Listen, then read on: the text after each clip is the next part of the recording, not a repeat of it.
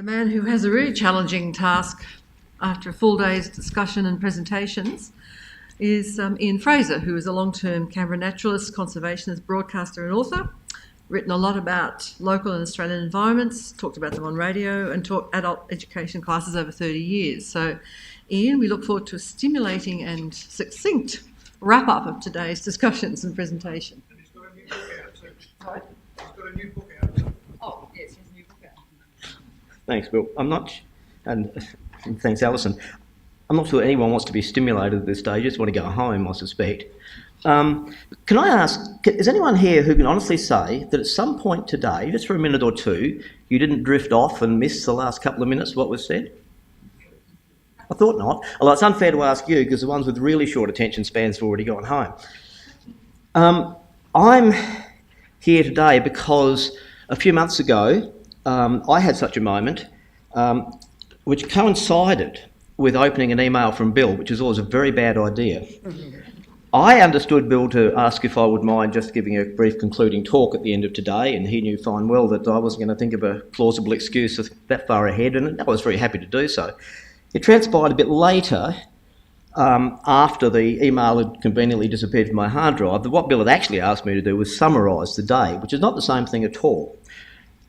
I'm not sure whether my greater problem, which therefore becomes your problem, is to have achieved a comprehensible, fair and succinct summary or to read my handwriting.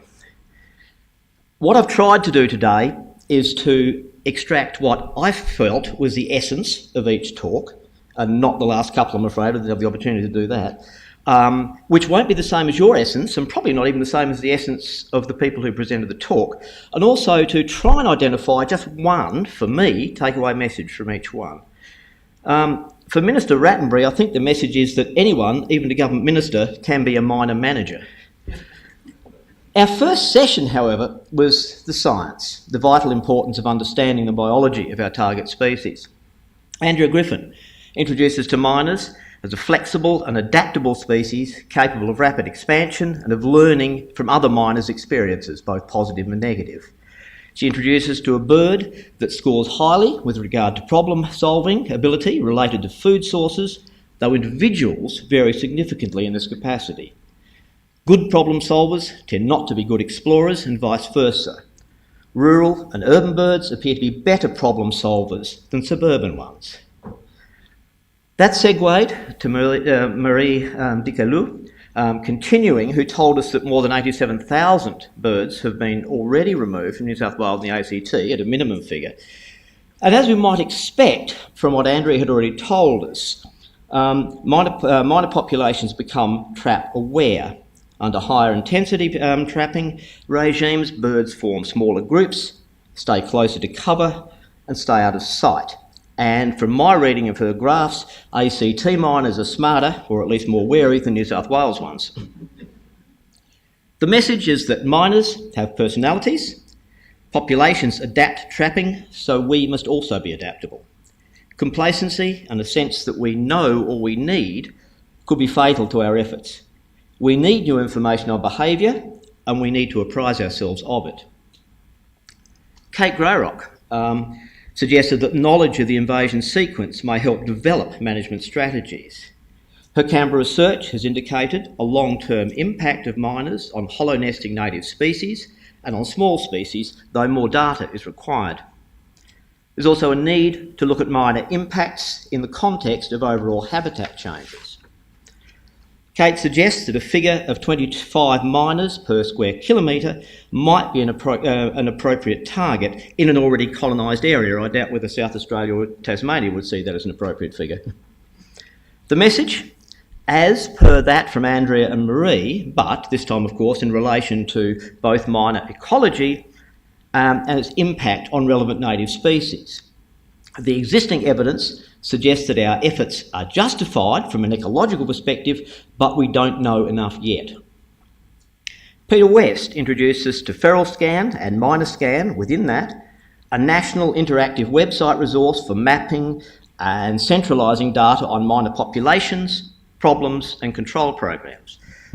The message I took from that is that Miner Scan appears to offer an important and powerful tool for centralising and coordinating at all levels of miner management in Australia. Martin O'Brien led us through the story of the assessment of nomination of miners as a threatening process under the Victorian Flora and Fauna Guarantee Act. The nomination was not accepted due to lack of appropriately rigorous scientific support of a correlation between miner presence and extinction of any native species. The message, perhaps reinforcing the previous messages, that more data is required, which may also lead to successful renomination under Victorian legislation, or at least adequate consideration of the impacts, and more generally for potentially successful nominations under other state acts and even the EPBC Act. We then moved on to a session on pest management principles.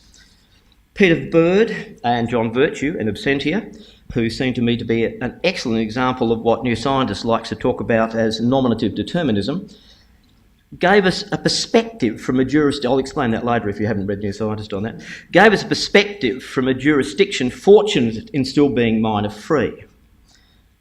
He stressed the importance of a simple, objective, logical, any scale, any species, any threatened value, pest animal risk assessment.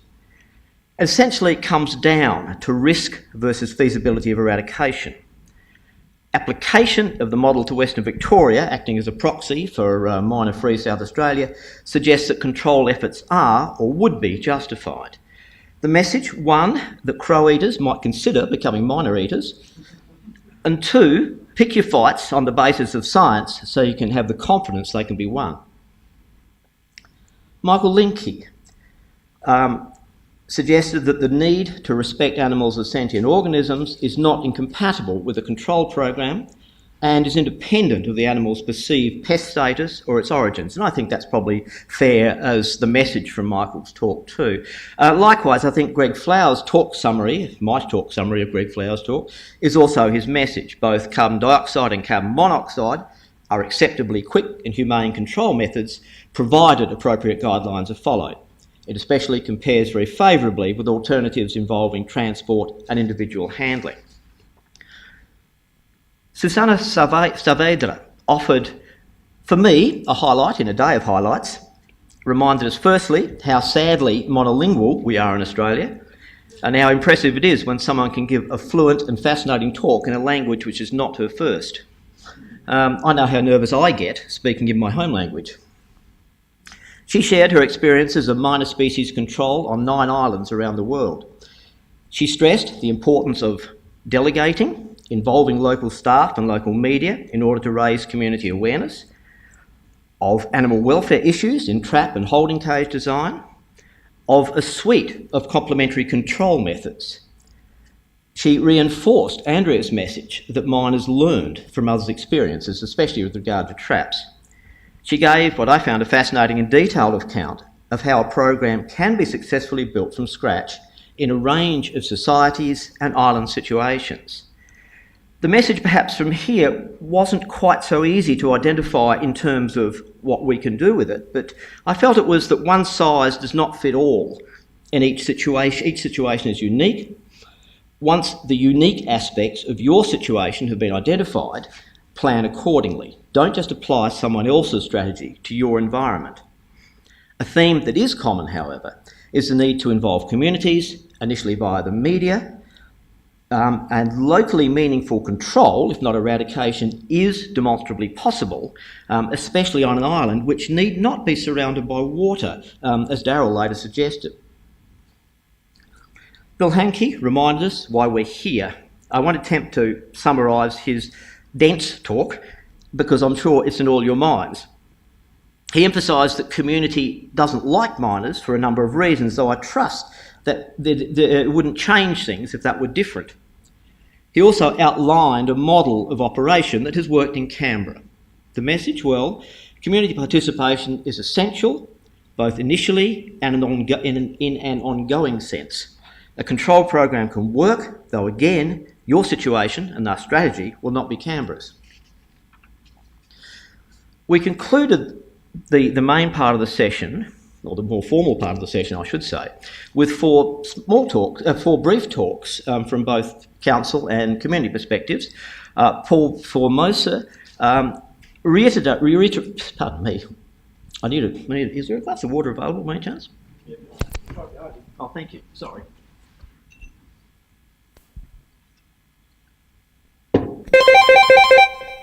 Possibly less aware of my surroundings than the average miner. Paul Formosa reiterated the necessity, that's not my phone, for a structure and community involvement. Martin Gauci, I'm sorry, is that correct? I'm sorry, of course, I beg your pardon. Spoke of a situation where council responded to community concern. The Hawkesbury model of volunteer area coordinators seems a worthwhile one from a council perspective. Julia Gibson spoke of various solutions to trap-making needs. An experience somewhat different from what we heard from other areas. She outlined their challenges, subtly different from others, as we should expect. Kevin Noble stressed the importance of talking to community in situ. Also helping, an interesting one, and thought of helping people to get involved without, if that's what's required, needing to touch the birds. And it does appear that having a local obsessive can help. The message, the combined message, again, an informed community is essential, whether the initiative is community or council-based. All of us are here today because we're biased. Everyone is, but the important trick is to recognise our own biases and own up to them. We're biased in favour of species and ecological balances that evolved uniquely in isolation in Australia and, today, against one of many identified threats to that uniqueness. We're no longer isolated in Australia. We've not really been for about 5 million years, in fact. And Australia is inexorably changing, but I believe that there is still a viable and identifiable Australian nature that is an important part of what makes the land special. I feel very privileged indeed to have had the luck to be born where and when I was, but with that privilege comes a weight of responsibility. I firmly reject the notion that homogenisation of the world is inevitable, even though we at least rarely now hear the dogma of the 19th century acclimatisation societies that it was also desirable. It's not enough to wait until damage is apparently irreversible. Originally, we did that in Canberra with miners until the line suddenly flipped from we can't be sure it's actually a problem to whoops, yes it is, but now it's too late to do anything. Fortunately for us all, you're all living proof that we don't have to accept that capitulation either. In such a situation, I think the precautionary principle requires us to adopt the French or Mexican legal position and make no presumption of innocence. The precautionary principle is a very important one in this context. While it doesn't always seem to be obvious, it is in fact the formal position of government in Australia, since the Council of Australian Governments' 1992 Intergovernmental Agreement on the Environment stated inter alia that lack of full scientific certainty should not be used as a reason for postponing measures to prevent environmental degradation. I don't believe that position's ever been rescinded, and I do believe that any move to do so should be most vigorously resisted. Another frequently heard comment is that it's not their fault, humans are the real problem. I would firstly suggest that that's a red herring. It's not about fault, which is an irrelevance as applied to animals. Secondly, while logically valid, it doesn't go anywhere with regard to resolving a problem. In fact, it's usually an excuse for doing nothing, which is not an ethical option. I want coming generations of Australian kids, whether their parents were born here or not, to have the same opportunities for discovery and joy of living in a place that is special and different as I had. I would also observe that I think it's a very important aspect of the job that you're doing here is its educational role, along with what the Californians would probably call empowerment.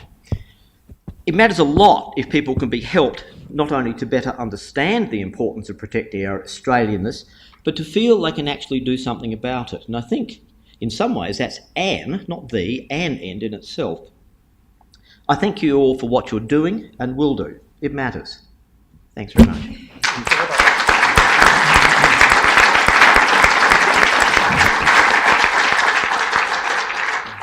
Well, Ian, I think you've achieved almost the impossible, giving a very good resume and summary of today's events, discussions and presentations. I hope you've got that written down somewhere because I'm sure you're going to be asked for it. I'll have it typed up in the morning. That almost brings us to the end of the day's activities. I'm going to call on Bill in a second to come and do a quick final comments. But I did remember during discussion about, I think it was one of the presentations about little old ladies who are very effective trappers, and poor Tony Peacock got sort of stuck with a very interesting label because he made a speech somewhere talking about killer grannies, and he's been living it down ever since, that killer grannies are probably the most effective trappers around. Anyway, on that note, I'd like to call Bill up to give a final comment. Thank you very much, Alison, and thank you for your role today as MC. I want to thank all the speakers today. I'm biased, but I think we had a really brilliant day. And I really want to thank all those people who come from far and wide to devote their time to this issue today. Particularly to Andrea. Your work, I think, is really very, very important to us, and it's going to be valuable for us and vital for us to actually move on to the next stage of dealing with this issue, and same with Marie as well. As Alison said, we've all had a good day, but I'd really like also to thank Ian Fraser for his wrap-up. The rest of us who spoke today had a chance to prepare most of our talk, or all of our talk, but Ian rattled this off, captured the essence of all the talks today in his usual succinct and entertaining style. So thank you very much, Ian. It's brilliant.